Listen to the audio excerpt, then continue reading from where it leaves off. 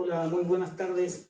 En nombre de Librería Bonilla les damos la bienvenida a esta presentación de dos libros. Son El tiempo todo lo destruye de Ulises Paniagua y Eres una vez la fiesta de Giovanni de la Rosa.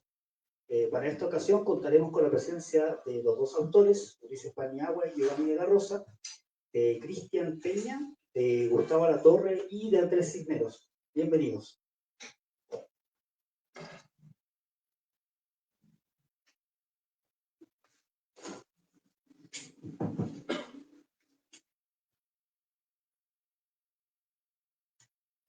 Hola, ¿qué tal? Bonita tarde. Bienvenidas y bienvenidas a todos los que están sintonizando del otro lado del espacio. Que bueno, enos aquí en esta presentación que la verdad genera una buena densidad poética. Y eso es como algo que siempre se agradece. Y pues que vamos a platicar acerca de sendos libros publicados por Cisnegro. Bueno, hay uno que también está en coedición, ahorita les voy a platicar, con libros de arena de Guadalajara, que es una editorial artesanal. Y bueno, primeramente decir que son dos libros, ¿no?, que desde Cisneros me da gusto publicar, porque corona un tiempo de conocer a ambos poetas. Los he ido leyendo desde sus primeros trabajos y pues obviamente me ha tocado verlos madurar. Me parece que ambos libros tienen eso, ¿no? Son libros bastante maduros entendidos como ese fruto que está listo para sacar un buen jugo, ¿no?, que ya está en su punto para ser devorado, degustado, y sobre todo, lo más importante, para dar nutrientes, ¿no? Me parece que desde como yo veo la propiedad es eso que desarrollamos o que tenemos para dar a los demás. Y la poesía, desde esa óptica, me parece que es de los fenómenos que más propiedades generan. Nutre profundamente esta sociedad. Entonces, pues vamos a comenzar. Vamos a empezar primero presentando el libro de Ulises Paniagua, El tiempo todo lo destruye, que es justamente la coedición que se realizó con Libro de Arena, de Yareli. Y pues es un libro que está hecho a mano. Esta edición, vamos a sacar dos ediciones en este marco de coedición. Esta es una edición artesanal que pues quisimos no dejar de presentarla este año, justamente para la época del invierno, que pues siempre requiere un poco de su sacrificio, ¿no?, esencial. Y pues yo me gustaría hacer un comentario sobre el trabajo de Ulises. Ulises, como les comentaba, ¿no?, lo conocí desde hace ya un buen tiempo. Cuando me tocó presentar, incluso me parece su primer libro de narrativa, o de novela, sí, La ira del sapo. Ya no presenté uno antes allá en el Museo José Luis Cuevas, me parece. Ajá. Y pues poéticamente también lo he visto crecer, ¿no? Su poesía es una poesía bastante literaria en términos de los contextos, de los quehaceres. Hasta cierto punto este libro tiene mucho de una poética. Siento que decir el tiempo todo lo destruye es una forma de decir todo cambia, todo está desmoronándose bajo nuestros pies. Y esa es la sensación que va entregando Ulises en este libro. Por eso comentaba el hecho de que es maduro, porque ya hay un entendimiento bastante claro de que nada es, sino que todo está siendo. Hay un humor ácido, hay un sarcasmo presente en todo el tiempo en torno al poeta y su quehacer, en donde de algún modo ha desarrollado esa capacidad de reírse de sí mismo. Y pues reírse de sí mismo pues es hacer una hecatombe cósmica, ¿no? Porque al final hay algo de histérico en ese hecho. También hay una cuestión de postura, ¿no? Y de asimilar la contradicción. Me parece que Max Rojas hablaba mucho de la contradicción, ¿no? Siempre ponía el dedo en el decir, no, somos contradictorios, ¿no? No hay persona o ser que no sea contradictorio. Y el poeta como un habitante más, ¿no? de este mundo, que a veces se enamora de la poesía de tal modo que la vive como si fuera una religión, como si fuera un todo, como si fuera un punto decisivo, incluso con la sensación de que sin poesía no habría nada, o no por lo menos esto que hay. Y que me parece que ese desamparo se vive en este libro, ¿no? Como el Flaneur, ¿no? Por ejemplo, ahorita que está aquí como hay, por ejemplo, te preguntaban ahorita, Ulises, si era un libro urbano. Me parece que es urbano, tal vez en el sentido de lenguaje, ¿no? Como el latín urbano, como el latín culto, como el latín que se habla, o el habla que se desarrolla a partir de los especialistas, ¿no? De la escuela, de un contexto cívico, en donde justamente se dan estos encarcelamientos conceptuales, ¿no? De los cuales, hasta cierto punto, tal vez algo muy arreola, ¿no? Sentirse de repente pegado al espejo o al vidrio, que a lo mejor es un espejo, pero que no lo llega a notar tal vez el autor. Espejo de doble cara, y siento que hay como eso, ¿no? Un acercarse y de repente estar muy pegado, como un animal al final de cuentas. Un animal de autodiseño, un animal que se educa, ¿no? Tal vez los poetas tienen un poco eso como creadores, o el artista en general, que quién sabe por qué carajos no está conforme con la realidad. Y tal vez no es que no esté conforme en sí, sino que simplemente se le da el hecho de crear otra realidad y se le hace fácil. Dice, no, pues mejor lo hago de este. Y ahí es donde pues va y se tropieza, evidentemente. Pensaríamos que el hecho de cambiar solamente se le da a algunas personas, pero lo más extraño y lo más lógico y lo más claro que terminamos viendo todos es que todos cambian. Y todos llegando a cierta edad o a cierto contexto, no sé si exista eso, justamente el hecho de, y sería una buena pregunta, ¿todo el mundo madura? Porque luego hay como ataques, ¿no? Hacia alguien que tal vez no lo hace, ¿no? Pero hay una sabiduría en todo ello. Bueno, pero Ulises en ese sentido aquí profesa también un culto, hace una muestra de su cultura, de su cultivo, del espacio de lo que se alimenta.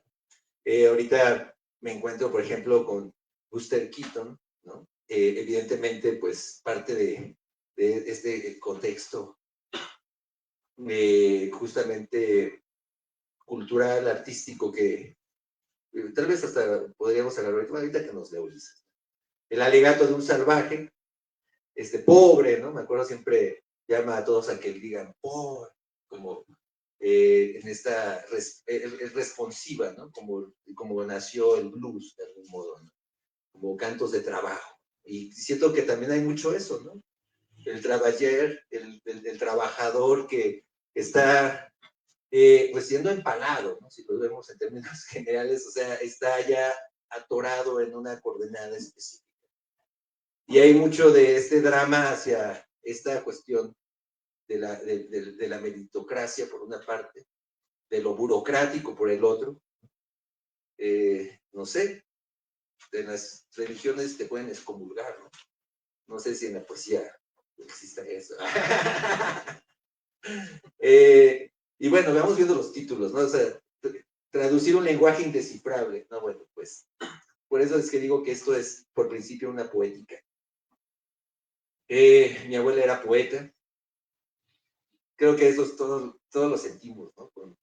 Bueno, pues no sé si con nuestras madres, con nuestras abuelas, con nuestras tías, que nos alimentamos tanto de su vocabulario, de su forma nutricia, no solamente de ver la vida, sino que justamente llegan y te muestran ese frutecer, ¿no? Y siempre te están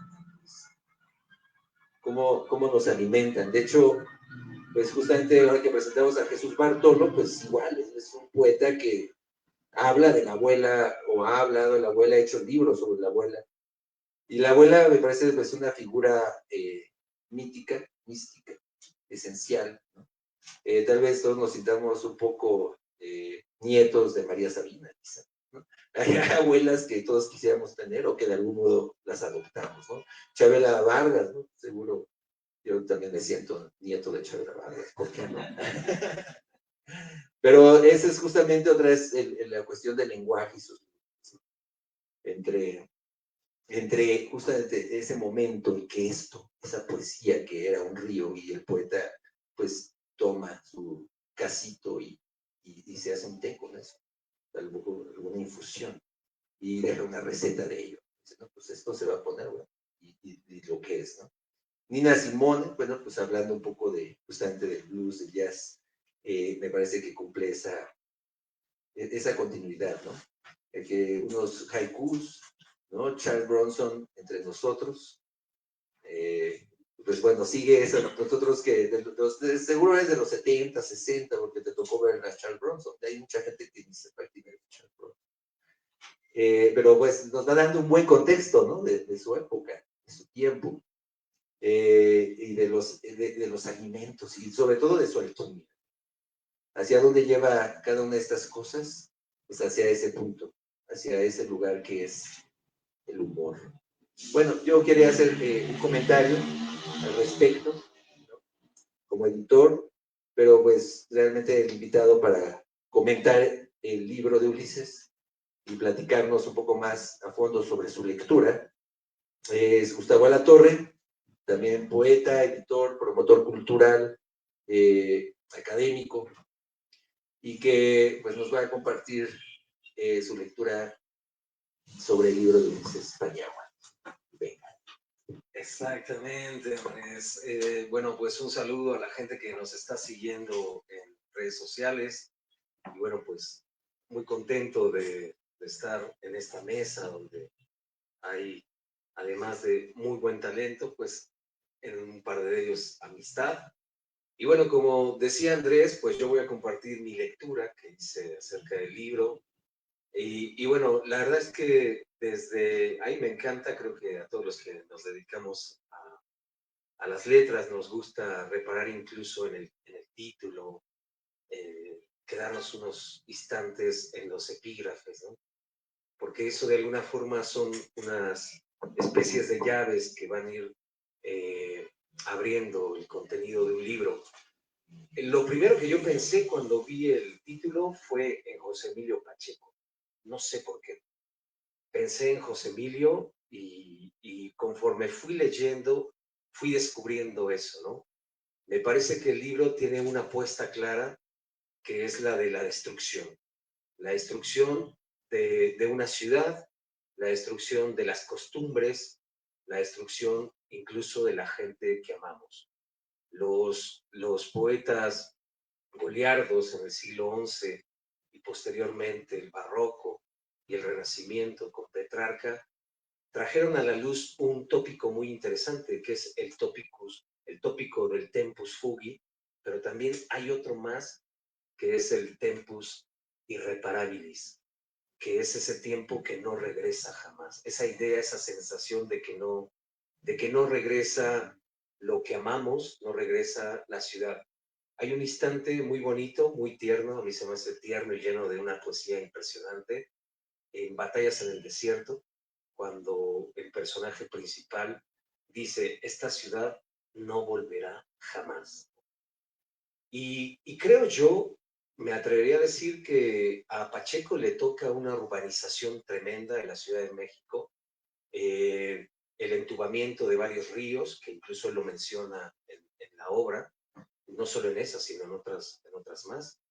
Y de alguna forma es un cambio en el paradigma de vivir, de sentir, de pisar la ciudad, como diría Quirarte por ahí, ¿no? Cuando habla sobre los poemas que se hacen en torno a la ciudad. Creo yo también, en ese sentido, me atrevo a lanzar esta carta de análisis, por así decirlo, que estamos ante la presencia también de una ciudad que se nos esfuma, sobre todo a las generaciones que nacimos entre 1975 y el 85. que somos generaciones que gran parte de nuestra adolescencia no existió el Internet. O sea, ya existía, pero no estaba masificado. No nos comunicábamos de otra manera y que de alguna manera somos una generación anfibio que hemos tenido que adaptarnos a estas nuevas formas de comunicación. Me parece que tanto en ese yo encontré ahí como un punto de anclaje muy interesante entre lo que de alguna manera Pacheco vivió con esta urbanización masiva de la Ciudad de México, esta pérdida de esa ciudad que no volverá jamás, y también de alguna manera en este libro de Ulises encontramos esa otra ciudad que también ya no va a ser la misma para la generación como nosotros, ¿no? Yo veo, por ejemplo, a mis hijas, que son generación que han nacido recientemente, y para ellas me imagino que contarle cosas de lo que vivíamos nosotros en la adolescencia sería hablarles de prácticamente un dinosaurio, ¿no? Algo que no existe ya.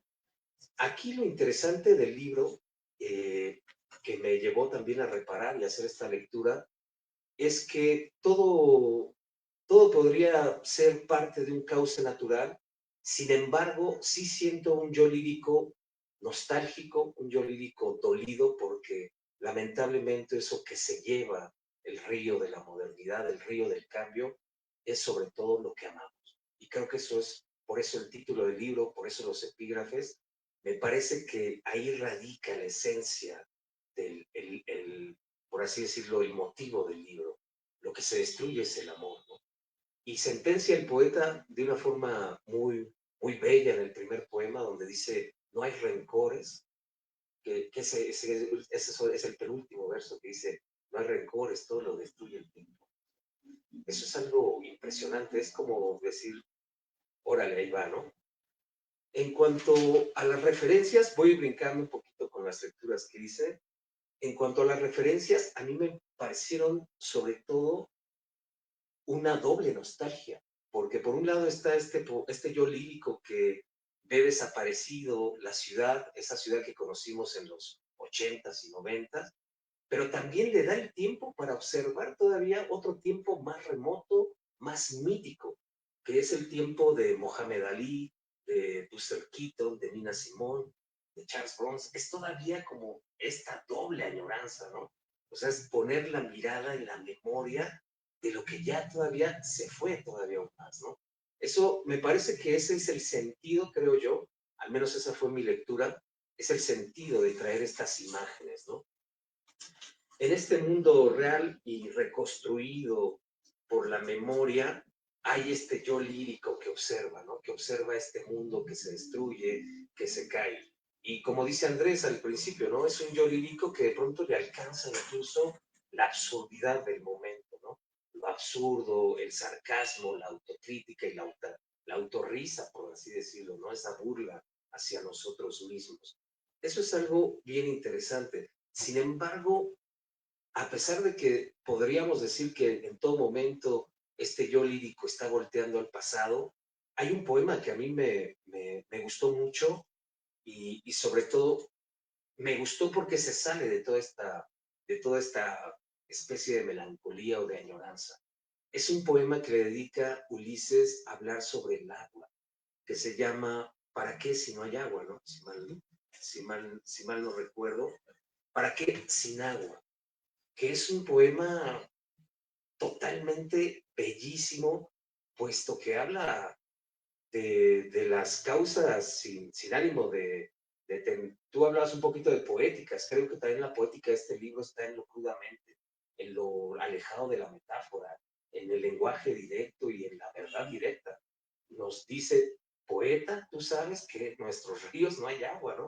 O sea, uno de los grandes enfrentamientos que tendrá la Ciudad de México, al menos, o las grandes urbas, es precisamente la crisis hídrica. Y eso a mí se me hizo impresionante, ¿no? Encontrar un poema que hable de estos temas. Por ahí creo que hubo el pretexto, ¿no? De la antología, esto bueno, del encuentro del agua, ¿no? Sobre el festival sobre el agua. Y yo no tenía la oportunidad de conocer el texto y me encantó muchísimo. Y sí me gustaría leerlo, no sé si hay la oportunidad. Dice, ¿para qué sin agua? Uno. Como debes saberlo ya, Poeta, hay muy poca agua en nuestros ríos. Escribir en estas circunstancias grandes poemas, imágenes profundas, ritmos experimentales o cualquier cucharada de teoría te dará, sin duda, satisfacciones intensas, pero no aliviará tu sed. Estas páginas no mojarán tus labios, ni los de tus hijos, ni los de los hijos de tus hijos, quienes de paso no leerán este libro si nos sorprende la tragedia. De nada servirán los títulos académicos, ni la gloria poeta, ni los premios, las ferias o el merecimiento. Tendremos los labios resecos, el corazón se nos volverá una pasa de bacterias, reinará la conciencia de lo que pudo ser y está muerto. ¿Para qué poemas entonces? ¿Para qué sin agua? Debes contarlo a todos, poeta, compartirlo sin pudor, sin entusiasmo. ¿Para qué dinero? ¿Para qué gobierno, ejército, poder, capitalismo? ¿Para qué sin agua? 2. Oh Dios de las lluvias profusas, Señor de los frondosos bosques, apiádate de nuestro entendimiento rancio. Haz que los niños no se vuelvan famélicos animales, que no llenen de cuarteaduras sus labios, ni anden con los ojos hondos como los de los muertos. Señor de los deshidratados, aunque seas líquido, bríndanos la luz en esta global caverna.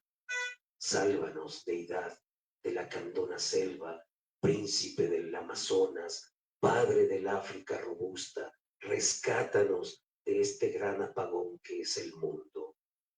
Debe redimirnos la ceguera, pues como debes saberlo ya, Señor de los deshidratados, hay muy poca agua en los ríos nuestros y mucha angustia, muchos desagravios. Se me hace un poema, además, bueno, pues súper exquisito, ¿no? En cuanto a este tema. Y bueno, pues yo la verdad no son poemas que suelen aparecer de pronto, ¿no? Por lo general a los poetas nos gusta hablar de otras cosas, menos de lo que nos verdaderamente nos dan bien, ¿no? Bueno, ya casi para terminar este asunto, hay una pregunta muy interesante que lanza Ulises Paniagua en este libro y que lo hace de forma, desde luego, muy implícita. Ante todo este derrumbe y ante todos estos problemas que de pronto acosan y aguardan tras la puerta a estas generaciones, a esta humanidad, hay una pregunta muy interesante en el aire del libro, que es el papel. ¿Cuál es el papel del poema? ¿Cuál es el papel del poeta? ¿Y cuál es el papel de la poesía? Me parece que quizá con ánimo de responderse a sí mismo, Ulises Paniagua lanza estos poemas que aparecen ahí, como el de la abuela, ¿no? Que habías comentado tú, Andrés, este poema interesantísimo sobre que mi abuela es poeta, ¿no? Dice así el primer verso. Y también hay otro poema muy bonito que les recomiendo a los lectores cuando tengan este libro, el de el poema, ¿no? Que personificas al poema y dices, a poema no le gusta esto. Ese también es un texto bien interesante. Bueno, pues la apuesta final del libro, me parece, desde mi perspectiva, pues es de alguna manera no solo reconstruir esta historia y esta ficción y darle giros a la memoria incluso, ¿no? Esto es bien importante porque el libro no se queda solo con lo que ya está escrito. Vemos una nueva versión, por ejemplo, de Otelo y una nueva versión de Medusa.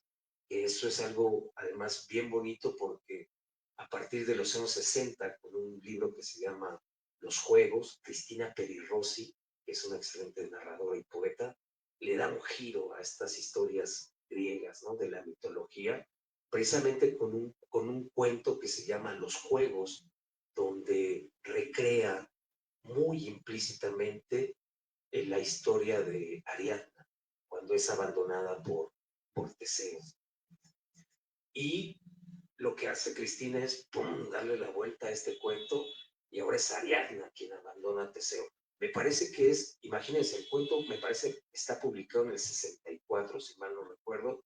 Ya desde el 64 hay esta literatura hecha por mujeres que intenta darle el giro a esta, pues a estos 2400 años de visión masculina que le hemos dado al mundo y a la... Me parece que ahí está. Y bueno, pues para terminar, pues no me queda más que recomendar el libro. Además, para mí es un gusto presentar no solo a un amigo, sino a un poeta, narrador, ensayista, cuentista, cronista, que además de todo eso, pues es mi amigo y creo que todo lo hace muy bien, desde la novela y el poema. Y bueno, pues aquí compartir mesa con estimado de la Rosa y con el maestro de la Peña. Un orgullo y un gusto. Andrés, muchísimas gracias.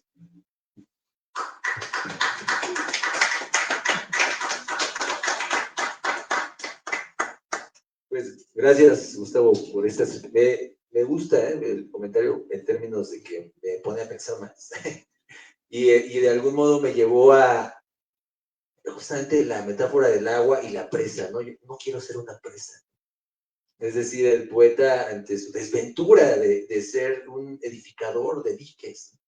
O sea, ya no es el poeta que canta la aventura de ganar la eternidad, ¿no? Como los poetas clásicos que todavía existen, ¿no? O sea, querer ganar esa memoria, ¿no? Sino más bien asume que es parte de la derrota de la humanidad, incluso en la paradoja de escribir esos poemas. Y me imagino que, pues, es un dolor, bueno, no me imagino, lo sé, ¿no? Es un dolor profundo, ¿no?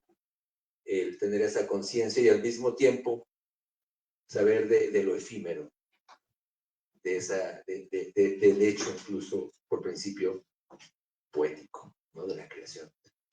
Bueno, pues muchísimas gracias, Ulises, por este libro. Realmente es un bello libro y como decía, ¿no? Un libro que llega a un momento, ¿no? de tu escritura que creo que tiene que ver mucho con eso que dice Gustavo, ¿no? Todo ese hacer tantas cosas en torno a la memoria y la escrituración, pues cuesta, ¿no? ¿Nos podrías compartir, Ulises Paniagua?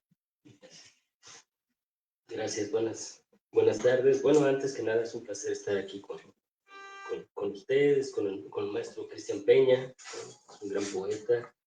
Platicábamos de cómo yo lo conocía, lo conozco desde su época, hace muchos años en una institución que estuvo, y bueno, ganador del premio Aguascalientes, que no es cualquier cosa, y Giovanni de la Rosa, que es un placer estar con él, aquí también en esta librería, aquí agradeciendo el espacio, aquí junto a Manuel Illanes también, que nos está escuchando por acá, que es una librería muy bonita, y junto a dos grandes amigos, y que creo haberse dicho personalmente, que me parecen a mí particularmente de los mejores escritores, de los mejores poetas de esta generación, nacido en los 70, somos, ¿verdad? Nacidos en los 70, en mi opinión, no quiero ofender a nadie, pero que son dos poéticas muy especiales, muy particulares, porque además son dos, creo que son dos poetas que han aprendido, igual que uno, bueno, al menos creo que ellos tienen todavía más clara su poética como un sello, a construirse, ¿no? Porque uno tiende a construirse no solamente como un recurso, no solamente tiende a construir recursos poéticos, sino a construirse primero, o a deconstruirse, para después poder explicar en un poema parte de lo que nosotros somos. No puede haber poesía que no respira al mismo ritmo que respira la persona que lo está ejerciendo. Y bueno, en este sentido, en mi caso, pues yo voy tratando de buscar distintas poéticas, diferentes poéticas o apuestas en cada libro, viajo de una cosa a otra. Sí, es muy curioso, que varias veces me han comentado un parecido ahí con mi literatura con José Emilio Pacheco, que al menos de mi parte no es, pues no es intencional, porque realmente yo admiro mucho a José Emilio Pacheco y me gusta mucho Las batallas en el desierto, es un libro que he leído varias veces, y además de su poesía. Pero bueno, nunca esquivo pensando como José Emilio Pacheco, según yo. Y bueno, también muy interesante escucharlo, ¿no? Escuchar en la voz de Gustavo mi poema, la verdad me parece muy bien porque Gustavo lee mucho mejor que yo y entonces sonó con más fuerza. Y también agradecerle sus comentarios porque es curioso que uno escribe los libros sabiendo más o menos, creo que más o menos, por lo menos en un 90% que es lo que quiere, sin que estemos siempre, nunca tenemos la certeza de un libro. Al menos yo creo que no tenemos la certeza de lo que estamos escribiendo 100%, ¿no? Porque hay una parte de escritura de razón y de escritura de intuición, y que es parte del poeta, ¿no? Porque un poeta totalmente racional sería un poeta ingenieril, digamos, que difícilmente podría transmitir emociones. Y entonces escucharlos a ustedes explicar el libro, pues me va aclarando muchas cosas a mí también, ¿no? Como decía Vargas Llosa en una anécdota que una persona que le había dicho, mira, le voy a explicar lo que usted quiso decir en su libro, ¿no? Y decía Vargas Llosa, no, yo lo que quise decir es esto. Y la otra persona le dijo, no, es que usted no ha entendido, ¿no? Usted no ha entendido el libro que escribió. Usted lo que quiso decir es esto. Y él dijo, bueno, está bien, voy a aceptar esa versión y voy a manejarla en las presentaciones, ¿no? Como libro que yo escribí porque esta persona me lo dijo. Pues algo hay de eso, ¿no? Los libros creo que se van construyendo también en mitologías. Hay muchas mitologías de libros que realmente no son exactamente lo que después se habla de ellos, ni creo que se hayan escrito, por ejemplo, el mismo Pedro Páramo, con esa intención absoluta, ¿no? Se habla mucho de esta mano que le metió a Guicho Macero, si no me recuerdo. ¿Quién era? Arriola, pero también había otra persona que trabajaba ahí en el Fondo de Colombia. No fue Efraín Hernández que le hizo el asunto de la puntuación. De la puntuación. Guicho Macero más bien dijo que Guicho Macero fue Bueno, de todas maneras seguirá siendo mito porque los únicos que saben eso ya se fueron a la verdad. Yo no podía ni garantizar una cosa y otra, y así podríamos hablar de una cantidad de libros, como Rayuela, mitología, de literatura mitológica, digamos. Bueno, igual que la mitología, que hablaba propiamente Gustavo, como aterrizando todas estas ideas, ¿qué es lo que yo quería hacer con este libro? Un poco escribir una poética, efectivamente, sin tantas metáforas, que puede ser más directa. Muchas veces tengo dudas de seguir escribiéndome poesía con una influencia latinoamericana que es bellísima, pero que a veces al paso del tiempo me empieza a parecer forzada, como puede ser el paso de cuando apareció el modernismo y tuvo que dejar las viejas formas, ¿no? Y entonces la literatura norteamericana, que he estado leyendo varios autores, varias autoras, pues me brindaba un poco la oportunidad de hacer poema más directa, ¿no? Y después está la parte del punk que llevo dentro, ¿no? Generación X, que no dejo salir muy continuamente, está ahí agazapado, siempre esperando, y que quería yo que con este libro apareciera un poco la vertiente de construir las mitologías. Como bien comentaban, también hay algún ensayo, recuerdo yo de haber leído un ensayo de Margot Glantz, donde decía que Zeus no era ningún seductor, sino un violador propiamente. Y es verdad, muchas de lo que pasa con Medusa, la historia de Medusa, con Neptuno, son verdaderas injusticias cometidas a nombre de la historia, una historia occidental que nos ha trasladado una mitología griega, por ejemplo, desde Alfonso Reyes, un gran promotor de esta mitología, un hombre muy admirable, pero con ideas hoy en día, que ya resultan muy antiguas, seguir solo recurriendo a los clásicos griegos o los clásicos romanos como únicas referencias de la construcción del pensamiento. Entonces, y ya no digamos, bueno, la parte del género masculino, que era lo que yo quería, entre otras cosas, de construir un poco la poesía, por lo menos mi poesía, de construir la forma de pensar. Una de las claves para empezar a escribir estos poemas la tuve precisamente con Gustavo, cuando invité a Gustavo a la Torre a un programa de radio que tenía yo, ¿te acuerdas? Sí. Y entonces Gustavo escribió un gran libro, que me parece un gran libro, acerca de Tesla, del científico Tesla, donde en este libro Gustavo de alguna manera refiere que él de alguna forma se transforma o transforma la historia de Tesla en él, o él se ve reflejado en Tesla. Y ese recurso de decir, oh, ¿qué pasa si yo me convierto en un personaje? Aunque sea poesía, yo transfiero mi recurso a un personaje, me permite conformar historias, pero además conformar un discurso. ¿Qué quiero decir? Recurso, un discurso feminista, un discurso decolonial, y asumiendo una posición proletaria, como este poema que habla sobre los pobres, ¿verdad? Porque finalmente pues es el caldo en el que nos cocinamos, ¿no?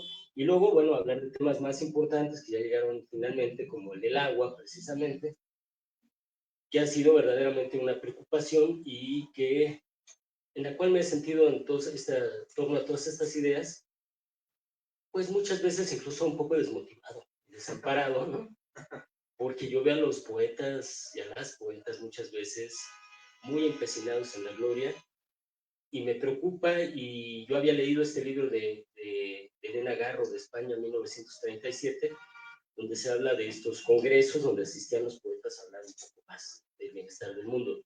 Y de allí, por eso pensé yo en el Coloquio Internacional de Poesía y Filosofía, por eso desarrollé yo el Festival Poesía por el Agua, y lo que amargamente iba yo encontrando era que las poetas y los poetas solo querían figurar, solo querían aparecer y tomarse fotos y salir en video y pensar cómo me veo, y que yo sentía, al menos yo sentía, que se iba perdiendo tanto del lado marginal como del lado institucional la posibilidad de que los poetas, el verdadero sentido del poeta, que a veces se linda mucho con la filosofía, con el filósofo, y realmente empezar a dialogar, ¿no?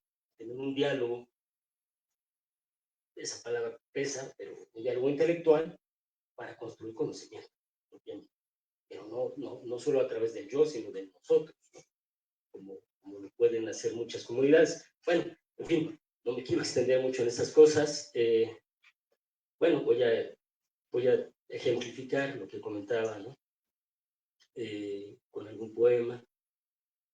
Por ejemplo, hablando de lo de colonial, bueno, primero está este poema que tiene que ver con la preocupación del futuro, y que hay días que a mí verdaderamente me preocupa el futuro, y otros días no permito que me preocupe mucho, porque veo que a nadie le preocupa, entonces digo, ¿para qué me preocupo solo? Es un mensaje a un hijo. Yo no tengo hijos, no he tenido hijos ni hijas, por alguna razón, de lo cual no estoy ni arrepentido ni orgulloso, ¿no? Simplemente creo que es una situación de permutaciones, una serie de factores y permutaciones que me han llevado al espacio en el que yo estoy. Y este mensaje está dedicado a un hijo, a un supuesto hijo.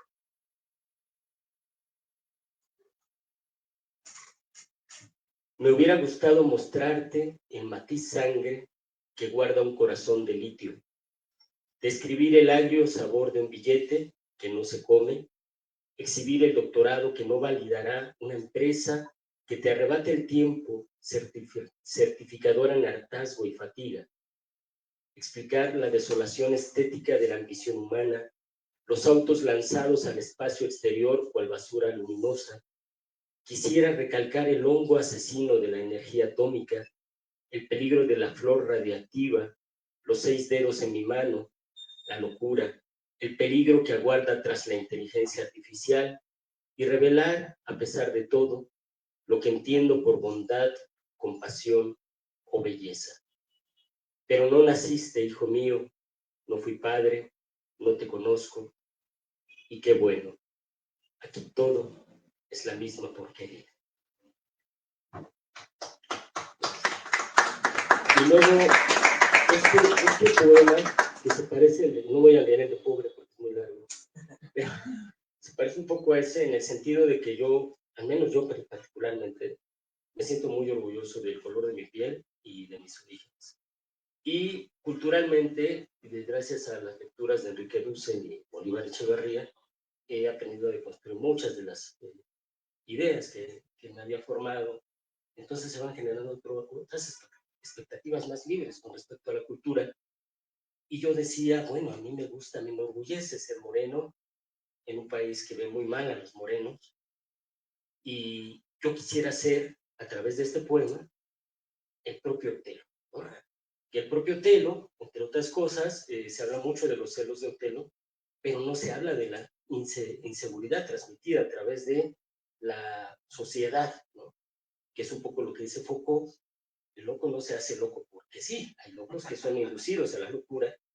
Los rebeldes no se hacen rebeldes porque sí, sino porque son inducidos, y los marginados no se forman solos.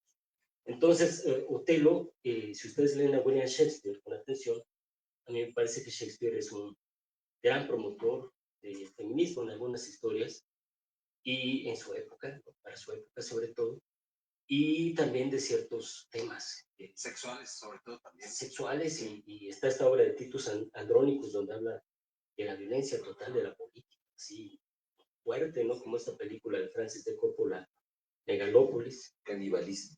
Canibalismo.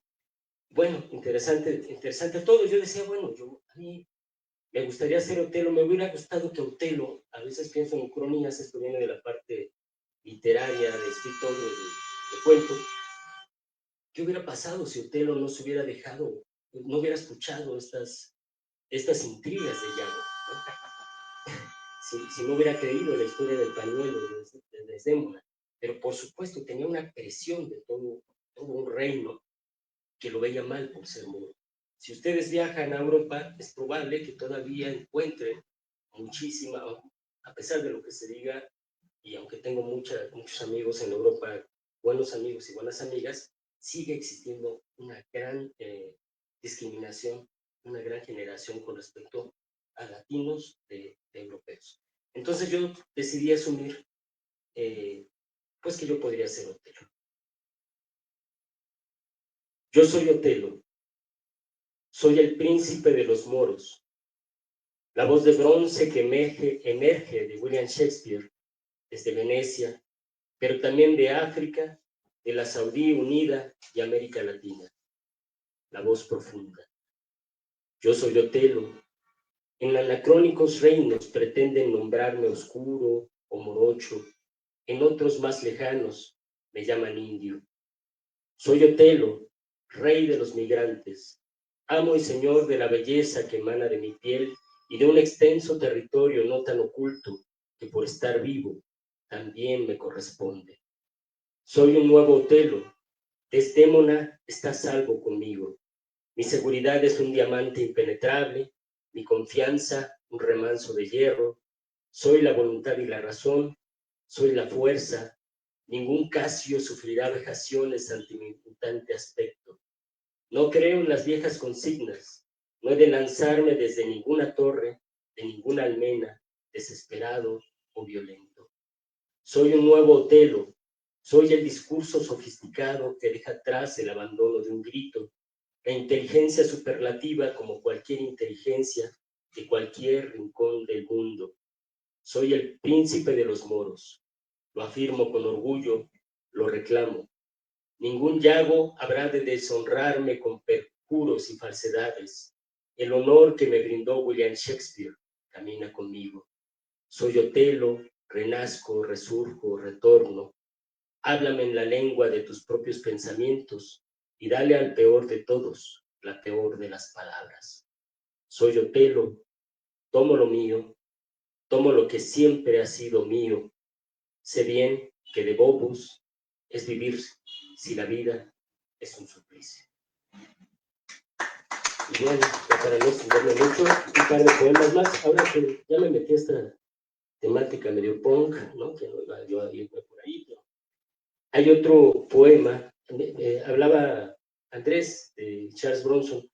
Pues sí, fíjense que Charles Bronson, yo encontré que Charles Bronson, hay dos Charles Bronson, bueno, hay muchos Charles Bronson, yo supongo, pero así famosos hay dos Charles Bronson. Uno es el actor de ¿cómo se llama esta película? Que era un tipo que salía a matar asaltantes en la noche, ¿no? Un vengador. Vengador Anónimo. El Vengador Anónimo. Pero hay otro Charles Bronson que yo vi una película donde sale Tom Hardy, no sé si conozcan a Tom Hardy, y que hace la mejor actuación, ¿no? Todo el mundo conoce a Tom Hardy por este asunto de ser Venom, pero Tom Hardy es un gran actor y en esa película lo demuestra. Y Charles Bronson es un personaje que gracias a esa película pude entender, que fue arrestado por crímenes menores y después le gustaba encerrarse. Lo que hizo fue encerrarse con el director del penal, ¿no? O sea, cuando lo estaba entrevistando, se encierra, sí, fue rápido. Y solo voy a leer dos más. Y bueno, le gustaba que entraran los policías, sentaba él el cuerpo de manteca totalmente desnudo, le gustaba golpearse con los policías.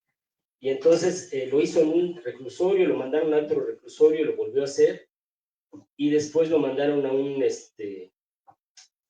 un hospital psiquiátrico y provocó una rebelión donde él aparece en una escena muy famosa arriba de todo el hospital mientras el helicóptero está dando la vuelta, de tal manera que la reina de Inglaterra, que ya falleció, por cierto, no lo soportó y dijo, pues tengo que hacer que este tipo, pues ya, mejor lo dejamos salir porque nos está dando muchos problemas.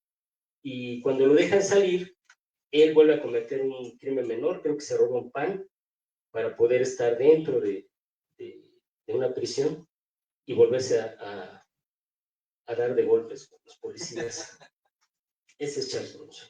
Bueno, y este es el poema que surgió de todo esto.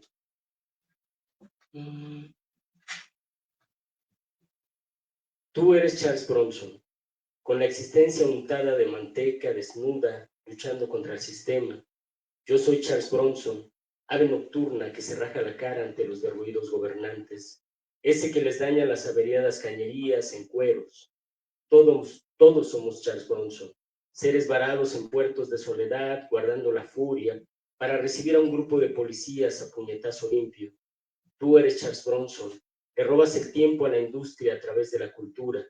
Yo soy Charles Bronson, boxeo y boxeo contra el pan de cada día. Tú eres Charles Bronson, yo soy Charles Bronson, somos Charles Bronson. Y la reina de Inglaterra, aunque no lo sepa, también sueña con ser Charles Bronson. Y bueno, me despido con este poema que es cortito, que es el que le da título al libro, que este libro se está, según me comentaba Yadeli, se está presentando ahorita también allá en la Fiel de Guadalajara al mismo tiempo. Es extraño porque nadie lo decidió así, simplemente ocurrió. Entonces se está presentando aquí, se está presentando en Guadalajara. Bueno, este último poema ya, para no extenderme, bueno, solo puedo comentarles que, como bien lo dicen, a Gustavo le gusta un cuento que yo tengo que habla de un padre que se convierte en botella. Ajá. Y que creo que la gente que tenemos 40 años, aparte de ver cómo se nos va yendo a la ciudad que conocemos, también vamos viendo cómo se nos va la familia que conocemos, los afectos que conocemos y cómo nos vamos convirtiendo en otras personas, para nuestro propio miedo. En mi caso, yo me he quedado prácticamente en muchos aspectos sin familia, tampoco dentro del mundo de la literatura, muchas veces soy bien recibido y bueno, en una soledad no decidida del todo, donde vas viendo todo lo que te hacía feliz, cómo se va marchitando y solo va quedando pues el recuerdo de eso, ¿no? De tu familia, de tus sobrinos, de muchas cosas. Y a veces el único pecado es no ser parte de algo.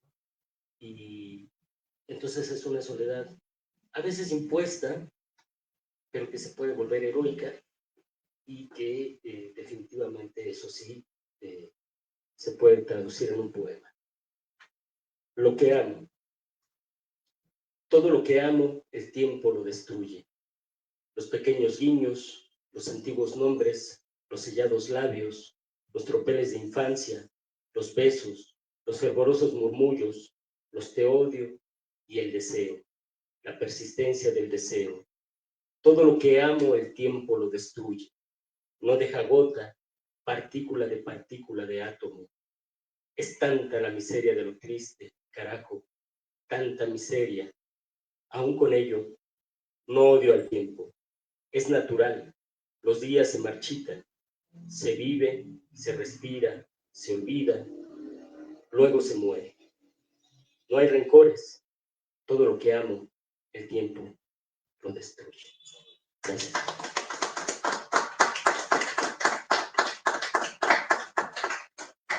Muchas gracias, Ulises, por esta lupa, ¿no?, hacia los poemas y por el libro en sí mismo.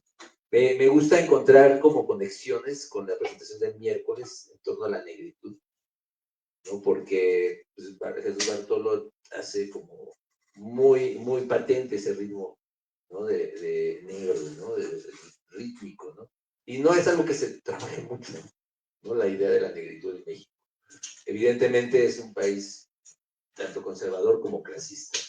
Y lo digo porque nos acercamos a Giovanni de la Rosa, y este libro que también tuve la fortuna de editar, Érase una vez la fiesta, tiene igualmente 2 ediciones, ¿no? Esta edición un tanto más rústica, pero al mismo tiempo más legible, y la edición de bolsillo, cuando ya tomé el libro de Cristian.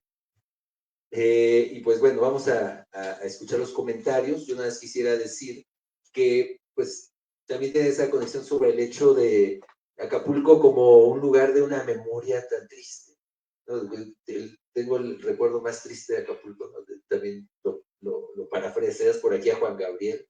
Evidentemente figuras, ¿no?, de ese Acapulco del Hollywood, ¿no?, ese Acapulco glorioso, y que ahora pues está sometido, pues, igual que en muchas partes de Guerrero en general, incluso Chilpancingo, como ya platicábamos, pues a una violencia extrema, ¿no?, donde pues, decapitar al presidente municipal sí es una como así, ¿no?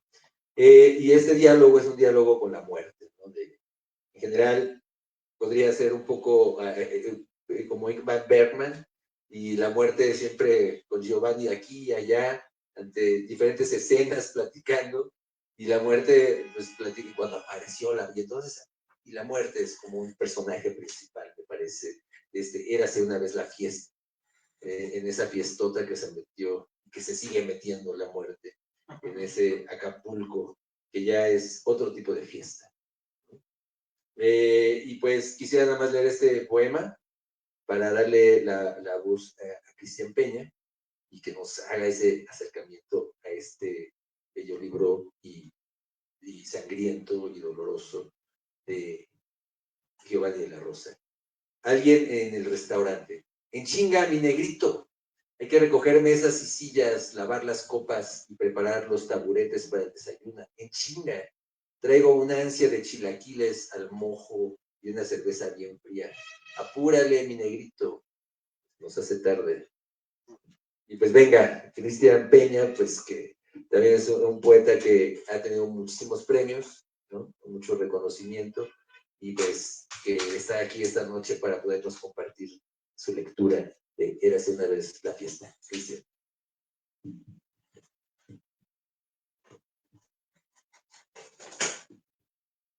Bueno, gracias por la invitación. Voy a tratar de ser un poquito breve, ¿no? No sé cuánto tiempo realmente tengamos, pero primero que nada estoy muy contento de platicar un poco sobre el libro de Giovanni, y hablar quizás también un poquito de la mitología del libro, ¿no? Ahorita que hablaban de los mitos, de los propios libros. Bueno, Giovanni nos conocimos hace ya tiempo, también una beca, ¿no?, de Fonca. Y yo recuerdo en sus entregas cada 4 meses estos poemas, unos versículos larguísimos, crueles, ¿no?, rudos. Yo pensaba, este hombre tendrá conciencia, ¿no?, del acercamiento que está teniendo hacia el lenguaje y hacia los temas que quiere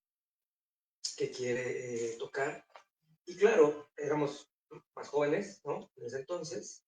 Y cuando yo leí este libro por primera vez, sea claro, ahí estaba fermentándose, ¿no? Finalmente ese manejo, esa maestría que tiene para abordar esta forma del versículo en la poesía, ¿no? Es un libro que estamos presentando hoy, pero que tiene más tiempo escribiéndose. Platicaba ahorita con Giovanni hablando justo del tema de los mitos de los libros, que podemos pensar que se escribió después de Otis, ¿no? Y que es una especie de retrato de este Acapulco que hoy día todos podemos ver con sus palmeras, ¿no? De capa caída, con sus restaurantes abandonados. Probablemente es un libro que se escribió antes de eso y que avanza sobre todo entre dos temas, ¿no? Creo que son los que cierran en el libro. Wallace Stevens decía que la poesía ocurre cuando surge un elemento al que él llama la tensión, ¿no? Un ensayo que se titula El elemento irracional de la poesía. Stevens dice, la tensión en un poema ocurre cuando se enfrenta el tema de la poesía con la poesía del tema.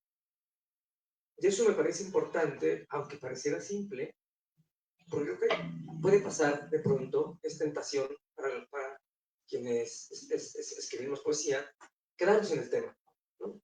Pensar en escribir únicamente sobre un tema, echar mano de ciertos recursos, artilugios, ¿no? Para poder entregar un libro, sin haber explorado previamente la poesía de ese tema que elegimos. No es tan simple como decir que el tema de Érase una fiesta es Acapulco, ¿no? Es Acapulco. Eso claramente está ahí.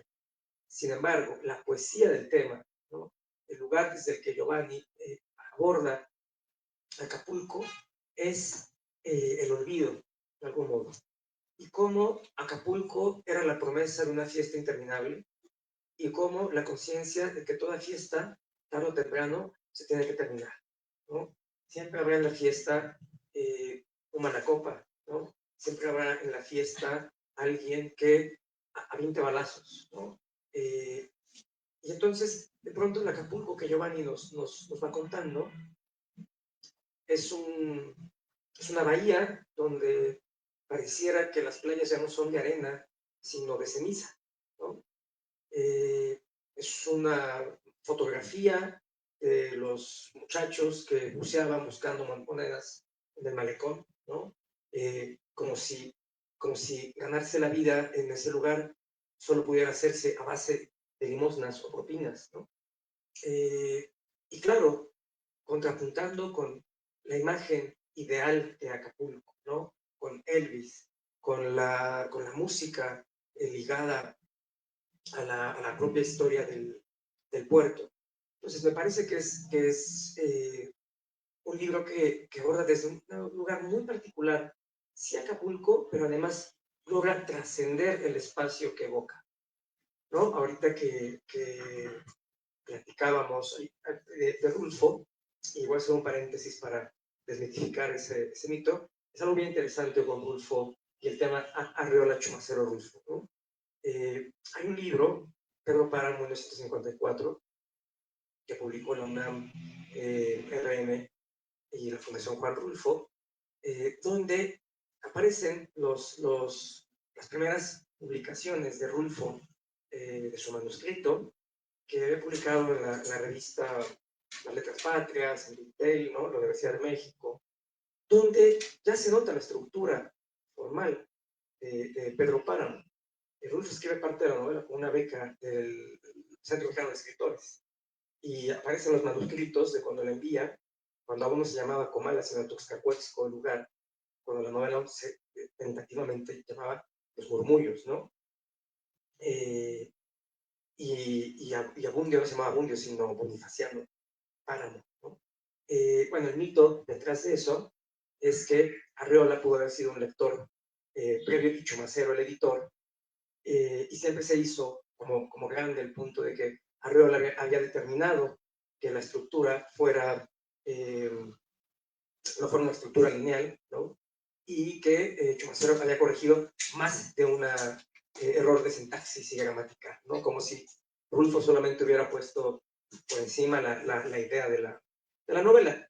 Fue algo que en algún tiempo incluso Chumacero y Arreola llegaron ya al punto de decir, para nada, ¿no? Todo ya ha quedado como en charla, y esos papeles del 54 muestran que Rulfo estaba completamente consciente de la estructura que anhelaba, y que por otro lado, voy a pasar ahora a lo del lugar, creó un imaginario que se puso a asociar de pronto, ¿no? Con los imaginarios de William Faulkner, por ejemplo.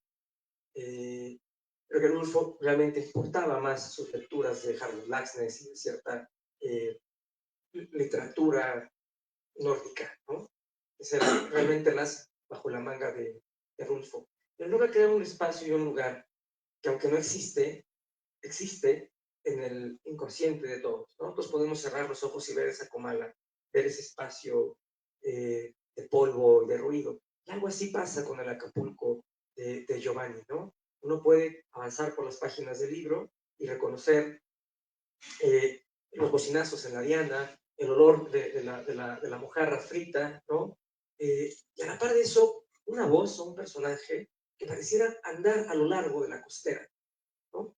La voz de este libro avanza realmente sobre prácticamente la costera, y ya lo dice en algún punto, ¿no? Es un aliento largo, como la costera. Para mí es un libro que es además un poema largo, ¿no? Siento que aunque Giovanni ha decidido dividirlo, ¿no? En fragmentos, cuenta con las cualidades de un poema de largo aliento, que Octavio Paz, por ejemplo, mencionaba en un ensayo que se titula Contar y Cantar, que justo lo que tenía que hacer el poema largo era ir manejando y dosificando intensidades, ¿no? A la vez que vas elaborando, se tienen que ir creando como estos valles, ¿no?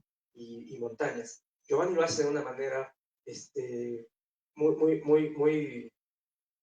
particular y muy interesante, que es que de pronto la voz va avanzando, dejándonos saber sí espacios de la violencia en Acapulco, pero de pronto quienes toman la voz son dos personajes importantes, ¿no? Por un lado, la fiesta, y por otro lado, la muerte. Y entonces, a lo largo de lo que podría ser una tarde, caminando sobre el puerto, sobre la costera, o incluso a pie de playa, ¿no? Del malecón, la muerte y la fiesta están dialogando y recordando sus mejores tiempos juntos. Y además también van a llegar eventualmente a acuerdos sobre el por qué una no puede dejar de evocar, ¿no? Sus noches de pachanga, como la muerte no tiene la capacidad de perdonarle el aliento, ¿no? A ninguno de las personas que viven ahí. Esto es algo también que quería platicar. Hay un par de autores que yo, quizás por haber platicado también con Giovanni hace tiempo, sé que son fundamentales. Recuerdo sobre todo a Jaime Reyes, un gran poeta mexicano que casi no se lee, que es de la generación de los 40. Tiene un libro fundamental que se llama Isla de Raíz Amarga, Insomne Raíz, ¿no? Jaime Reyes yo creo que es en nuestra tradición, ¿no? Y quizás el poeta que más le crees está furioso, ¿no? Jaime Reyes cuando está enojado está realmente enojado, no tiene dejo de retórica ahí. Y esto de unos versículos que son 3 pueblos más adelante de lo que incluso hacían David Huerta o José Carlos Becerra, ¿no? Pero como todo furioso, la fiesta se la acabó temprano, ¿no? Jaime Reyes duró pocos libros, duró poco tiempo y eso lo rebasaba.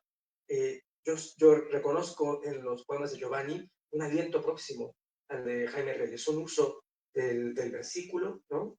De este tema próximo a ciertos libros, ¿no? De la Biblia, como el Apocalipsis, hay algo del Apocalipsis aquí, hay algo que sientes que es una fuerza de marea, ¿no? Y de repente vas entrando, y cuando te das cuenta ya estás demasiado adentro del mar como para poderte regresar, te vas a terminar ahogando. Y otro libro de un autor, que ahorita que platicábamos sobre este tema, Jaime Césaire, ¿no? Tiene un gran libro que se titula El cuaderno del retorno al país natal. Eventualmente, Francisco Hernández hizo su variante del cuaderno de retorno al pueblo natal, y pensaba que esto es una especie de cuaderno de retorno a ese Acapulco natal, ¿no? Si bien Giovanni no nació en Acapulco, Acapulco, como podría decir Luis Miguel, sí es de Giovanni, ¿no? Cuando la gente pregunta así, Giovanni puede responder, no, Acapulco es mío, perdón, no es Luis Miguel, es Palazuelos, ¿no? El punto es que sí, se siente un Acapulco que, al que se echa de menos, pero al mismo modo al que se puede encontrar esa belleza, ¿no? Que está propia en cómo el puerto se ha ido olvidando un poco a sí mismo, ¿no? No voy a leer un poema completo, solo voy a leer un fragmento de un verso, de un poema que dice esto, ¿no? Dice, ¿para qué buscas culpables? Aguza los ojos. ¿No te agrada la estética de deterioro de tu querido Acapulco? Sus hoteles en ruina que brillan al amanecer. ¿No te gusta la belleza con la que el tiempo pulió a esta bahía? La belleza de la que hablas, muerte, es la del olvido. Y no creo que esta gente soporte esta tragedia con planes de todo incluido y tiempos compartidos. Pero esa belleza del olvido es la que siento que va recorriendo el libro. Ese ajuste de cuentas con un Acapulco que Manny quizás puede rememorar, pero que está consciente de que es demasiado tarde, ¿no? Como para avanzar más en él. Y lo hace de una manera tan particular que siento que nos permite ver un Acapulco como de pronto Efraín Huerta nos permitió ver la Ciudad de México en Los Hombres del Alba, ¿no? Desde una perspectiva distinta de la Ciudad de México, o el desierto de Abigail Bojorquez es distinto a los ojos de Bojorquez, es como atravesar el desierto en tapones, ¿no? O de pronto pienso también en el Tabasco, ¿no? De Pellicer. Creo que Giovanni logra aquí una particularidad, que es que no puedes volver a ver Acapulco con los mismos ojos antes o después del huracán. Pero ese huracán había sucedido muchísimo tiempo antes, ¿no? Ese puerto había sido olvidado muchísimo tiempo antes. Y ya para concluir la intervención, creo que lo que hay de fondo interesante en el libro es que conjuga también dos cosas que para mí son importantes en un libro de poemas. Y Octavio Paz decía esto sobre la poesía de William Carlos Williams. Decía que conjugaba dos cosas importantes y que además son fundamentales para una apuesta estética en poesía. Que es, por un lado, una propuesta formal, interesante, y por otro lado, la fatalidad pasional, ¿no? Así se resumía de pronto Paz a Williams. La propuesta formal de Érase una vez la fiesta es un poema extenso, es un poema largo, es un poema que va y viene como ese oleaje de Acapulco, es un poema que de pronto es como una especie de caldero, ¿no? Como esa olla express que de repente parece Acapulco cuando llegas y te golpea con su tufo de calor, ¿no? Y por otro lado, la fatalidad pasional es que la persona que recorre esta avenida y este mar, o la persona que vino a esta fiesta, ¿no? Es alguien que pudo haber sido ese personaje para los que llegan a las fiestas ávidos de tiernas compañías de Rubén Bonifaz Núñez, ¿no? Es como si ese personaje de Los Demonios y los Días hubiera asistido a esa fiesta que va a ser la del final de todo. Entonces creo que eso es algo también que se conjuga en el libro de Giovanni, como si de pronto te pusieras tu mejor traje, ¿no? Para asistir al funeral, digamos, el funeral de algo, no de alguien, sino el funeral de un lugar. Y ya para terminar la participación, porque creo que vendría mejor que Giovanni lea los poemas, yo lo espantoso, pues creo que Giovanni va a poder leerlos mejor que yo. Yo me autoinvité a esta presentación porque cuando yo leí el libro en su estado de borrador, primero, segundo, ya no sé cuántos borradores, a mí me encantaba desde el primero, y ahora que lo he terminado, reafirmo que creo que Giovanni es una de las voces más particulares, ¿no? que tenemos en nuestra poesía. Vi que lo presentó de otro lado, ¿no? Me apareció en Instagram, no me acuerdo, en Facebook, y le dije, ¿cómo no me invitaste a presentar el libro? ¿No? Pues la siguiente yo tengo que, por favor, porque soy fan del libro desde antes que lo publicaras. Y entonces, por Sicón, me dijo, oye, pues va a presentarse el libro, ¿no? Entonces yo me invité a la fiesta de Giovanni, de colado, ¿no? Porque no creo que soy huelemoles, realmente casi no voy a ningún lado, pero esta fiesta no me la quería perder. Yo creo que si la leen van a llegar a conclusiones propias, pero de verdad que es un libro del que no puedes salir ileso, ¿no? Creo que además de eso, cuando se trata sobre todo de poesía, es algo que el lector agradece.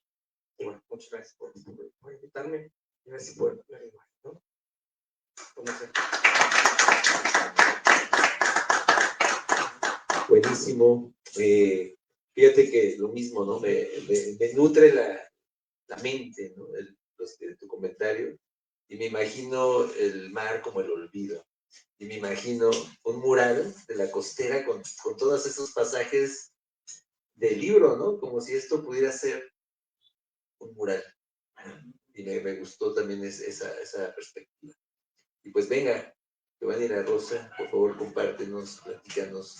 Y con ustedes, Giovanni. Bien, buenas noches a quienes nos siguen a través de las redes sociales de la librería Bonilla. Un gusto estar aquí. Gracias por las palabras, Cristian Cisneros. Y creo que con la compañía de estos libros, creo que tienen que ver, los dos rondan en torno al tiempo, como dicen, al olvido y a la memoria. Y cómo el tiempo tiene esa forma de dejar su cicatriz en nuestras mentes. Creo que es lo que a veces nos queda para sacar del tintero y meterlo a la hoja en blanco. Este libro en sí, pues como dice Cristian, no sé cuántos borradores son, cuántas versiones saqué, pero la última sí está como que pensada en 3 momentos que tienen que ver con la mitología que hay, tanto del Acapulco del siglo XX, que empezó a ser el Acapulco, hasta el de nuestros días. Y está en esas 3 fases, digamos, los 3 apartados juegan con esa temporalidad. Lo supuestamente sabroso, es decir, ¿qué vamos a buscar a Acapulco? O qué es lo que se vende de Acapulco. Cierta mañana frente a la costa, es decir, estar ahí, y creo que eso tiene mucho que ver con que yo no haya nacido ahí, sino que siempre he estado ahí sin estar, y me paro frente a la costa y veo todo. Y el último, que es Mangales Secos, es decir, el apocalipsis en todo su esplendor. Creo que Banda de Acapulco, hablando de apocalipsis, después de Otis, creo que usaron ese término de apocalipsis tropical, me parece, si no me equivoco, una banda, y creo que eso es lo que está pasando en Acapulco, pero pues hay personas que siguen ahí, siguen viviendo y sobreviviendo y haciendo más vida al final de cuentas. Voy a leer, a ver, son creo que 5 poemas.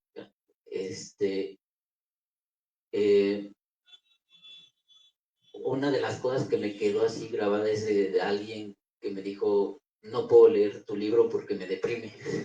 Está tan denso, así yo me quedé a no andar deprimiendo a las personas, pero bueno, ahí les va. En ese tiempo hacía lagartijas en Playa Papagayo. Consideraba la tarde-noche como una mujer madura que vaga en sueños. Miraba el mar con la esperanza de quienes nada tienen y sí mucha hambre. La Virgen de la Soledad, allá al fondo, abrazaba bullangueros.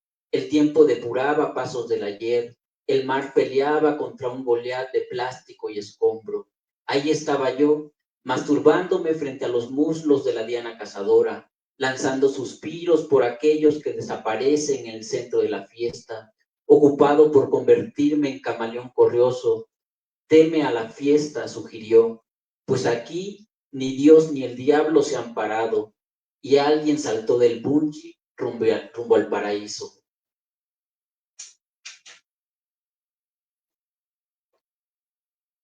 Entonces, ¿qué somos?, pregunté. El mar vomitaba piedras brillantes. Los niños se levantaron de madrugada porque desovaban las tortugas. El veladero, un rumor de muerte que nadie tomó en serio. Los anates, siempre esas aves, huyeron al sur, donde sus camadas librarían gusanos de 9 milímetros. La fiesta revoloteaba en las faldas del Pacífico y nadie se inmutó por la lluvia. Seres extraños continuaban su bacanal con seres ajenos, aunque nada sabían de la fiesta y lo que vendría después. ¿Ya leíste lo que Humboldt escribió sobre Acapulco?, preguntó. Yo observaba el mar como un escuincle con vocación anfibia. Él continuó. Pocos sitios como este de aspecto tan salvaje, pocos sitios como este tan lúgubre y romanesco.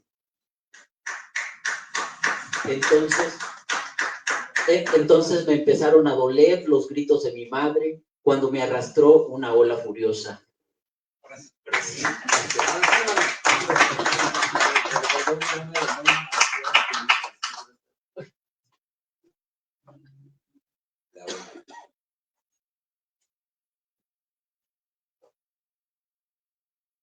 A mi país los echó la muerte desde varios principios atrás, pero nadie lo comprendió. Nadie supo para dónde correr, nadie renunció a sus desvelos de burdel. Con qué dureza nos apretó el cuello cuando llegó, nos volvió gente seria y sin fe. La muerte y su lujosa vista al mar mientras una morena se bañaba en sudor.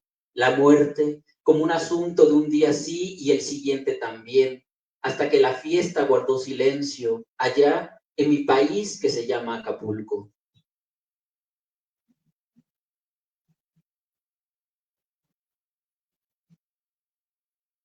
Mi país fue embestido por malos sueños. Flores carnívoras brotaban de la arena. Había que contener la respiración frente a bolsas negras y mujeres macizas de carne y coco. Contener la respiración como un deporte de alto rendimiento para que nadie sospechara nada. La muerte, en mi país, se desanudó las alas y las expectativas. Como enredadera se acomodó en cada casa, en cada miscelánea. Mi país, donde seres ajenos, como cuentan en el periódico, se divirtieron en grandes hoteles y centros nocturnos, nos escupían el rostro, lo cuentan, pero desconocen que la salida del sol esclaviza, que lo azul del mar es una mentira y que la brisa de la tarde envenena los pulmones carrizo de seres originarios. Mi país, llamado Acapulco, mar gigante lleno de mojo, humedad, y ya no te acuerdes de Acapulco.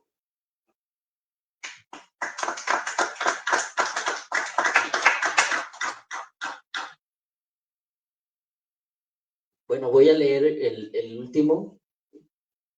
Vuelvo a agradecer que hayas organizado esto, las palabras de Cristian, a Librería Bonilla que nos haya abierto sus puertas y brindado este espacio, a quienes nos ven en redes, y un gusto encontrarnos por aquí. Cada apartado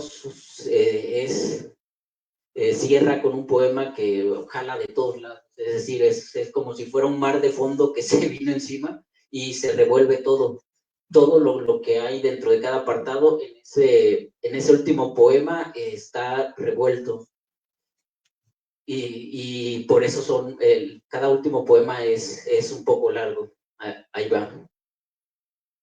Esta es la historia de un ser extraño que consume baratijas en autoservicios, que discrimina vendedores ambulantes y arrodilla su ocio en la playa. Acapulco es el paraíso. Los hoteles engordan con el sodio que les trae la marea. Son escenario de negras pagadas para montarse en seres ajenos y restaurarles el gozo rodeados de fiesta. A lo lejos, muchachos destrozan la ley con paciencia, cobran derecho de piso a quienes se topan y no soportan pagos atrasados. Los hoteles se incendian de azoro, pero sobreviven a la muerte. Sus paredes se cuartean, sus televisiones ya no funcionan, les escasea el agua. A unos metros, seres originarios se malviajan trepados a un urbano conducido por un hombre borracho al ritmo de Mar sagrado, tú fuiste testigo de las caricias de aquella mujer. Los hoteles y sus vértebras anegadas de turba. John F. Kennedy se da su acapulcazo mientras acaricia a un delfín rabioso. Tiene a sus pies a 100,000 habitantes que le traen piedras enrarecidas por la sal, plantas medicinales, mujeres en vivo verano. Kennedy propone acabar con la fiesta y construir un muelle donde se trasieguen productos europeos. Nadie lo toma en cuenta. El mar se aleja, un pájaro vuela con mesura. Kennedy se aterra cuando la muerte despliega su odio y ahorca a Acapulco. Se sacude los nervios y penetra con furia a una sirena negra. ¿Cómo naufragamos en este abismo? La costera es larga como pereza de cocodrilo, donde las doñas arrastran su nostalgia y venden raspados de todos los colores. Toda la banda fue despachada con plomo. La costera es una morena que prepara chilate bajo el asta bandera y el cobracuotas le empolva la mente al arrebatarle a su hijo. Es la costera donde los peces se embriagan de resquemor ajeno. Éramos una palmera de 1000 años que se convirtió en un teatro arruinado por el dolor. Así que este hombre está muerto. Los vendedores de cocadas ya se van y con ellos la fiesta. Una mujer extraña se broncea entre balas perdidas. El sol a todo lo que da, llena de gozo, escarba la arena, se toma una fotografía y esconde su miedo a los balazos bajo el tedio de la tarde. Los vendedores de cocadas ya se van y arriban las luces violentas de la noche. La gente ve que le matan al hermano, que le matan a la hermana, pero en la televisión aparecen las playas llenas. Entonces seres extraños vuelven y abarrotan Acapulco. El muchacho recuerda: yo era tranquilo, jugaba fútbol por las tardes, iba a la prepa. Pero vinieron estos canijos, me llenaron los bolsillos de billetes grandes y droga de puritita calidad. Primero me encargaron que vigilara la zona, reportara a los del lado contrario y policías sin trato. Después me pusieron a repartir carga por toda la ciudad, hasta que me dieron una pistola y tuve que tumbar a un amigo de la infancia que ensuciaba el negocio. Después, apagar las hogueras de mi pecho y extirparme la conciencia por cada asesinato. Me gradué en nadar mareas oscuras sin entender por qué los días ya no eran lo mismo. Muchachos que son como sueños truncos bajo la lluvia, como palabras que equivocan el camino, como indiferencias aventadas al mar. Muchachos que lloran agua clara, se asolean, hallan selva en piel de mujer, que son insignificantes como sombras en la oscuridad. Muchachos que rezan por sus padres, que van a los parques a cortar flores y miran hacia el cielo repletos de desolación. Esta es la historia de la fiesta, pero vino la muerte. ¿Sobre qué muerto estoy yo vivo?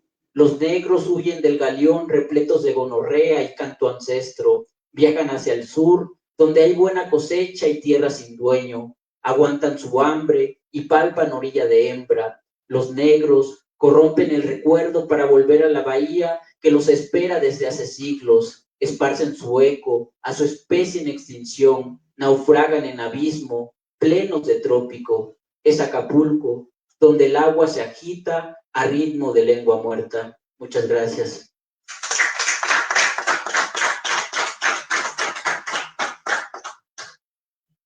Muchísimas gracias, Giovanni. Y pues venga, pues ya estamos cerrando. No sé por qué, ahorita escuchándote también me vino este libro de Balam, de Libro Centroamericano de los Muertos. Y creo que hay muchas conexiones, hay una poesía y me siento contento de poder ser en este momento editor de estos libros, ¿no? A veces uno reniega con tantas cosas, incluyendo ser editor, pero hoy es uno de los días que dice, bueno, pues vale la pena. Así que, pues venga, vamos a cerrar. Agradezco personalmente a todos ustedes por estar aquí, por existir, por hacer posible esto. Manuel, muchísimas gracias. Gracias que están aquí presentes, escuchando, y pues a los que están del otro lado, pues también saludos. Que quede esto en ese espacio-tiempo suspendido. Gracias.